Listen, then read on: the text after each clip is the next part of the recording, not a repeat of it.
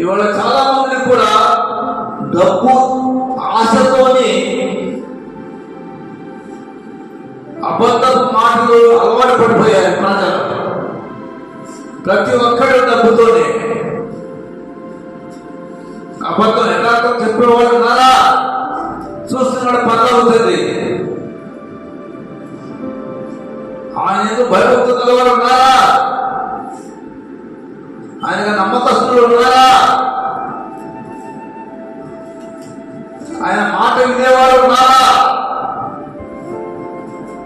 నీలో ఎప్పుడైతే యథార్థమైన ప్రవర్తన కలిగి నువ్వు జీవిస్తావో అపవాదుని ఏమీ చేయలేదు. దేవుడి కంటే సొమ్ము చెల్లించు, ఇంకొక కంటే సొమ్ము చెల్లించు. హల్లెలూయా. యథార్థమైన ప్రవర్తన క్రైస్తవుడికి అవసరం, ప్రజలందరికీ అవసరం. యథార్థమైన ప్రవర్తన జీవితానికి మార్గాన్ని చూపిస్తుంది. యథార్థత బైబిల్లో చూడండి, ఒక చక్కని మాట చూడండి, ఒక భక్తులు మాట్లాడుతున్నటువంటి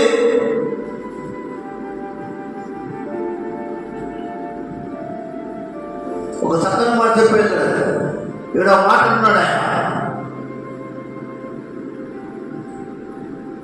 5వ కీర్తన 5వ కీర్తన 5వ చదువునప్పుడు మాట చెప్పాడు. ఎవరమ్మా? దాంభికులు నీ సన్నిధి నిలవలేరు. దేవుని స్తోత్రం కలుగుగాక. దేవుడు నిన్ను ప్రేమిస్తాడు కానీ నీ పాపాన్ని ప్రేమించినట్లే దేవుడు. జాగ్రత్త కాలం ఉంచుకోబిడా.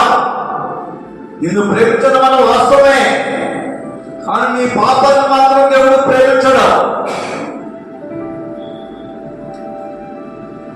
దేవుడి ప్రేమ నాకుంది, నన్ను దేవుడు ప్రేమిస్తున్నాడని చెప్పి నీ యథార్థమైన జీవితాన్ని గడిపేసే ఊరుకోడు. జాగ్రత్త.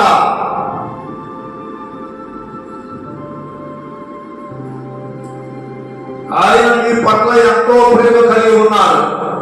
నేను ఎంతో దీవించాలని ఆశపడి ఉన్నాడు. నేను ఎంతో వృద్ధిలోకి తేవాలని ఆశ కలిగి ఉన్నాడు. నన్ను అడుగమన్నాడు, మాటి అడగమన్నాడు దేవుడు.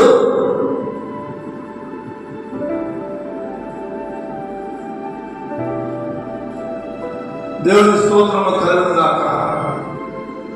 మనుషుడు ప్రభువుని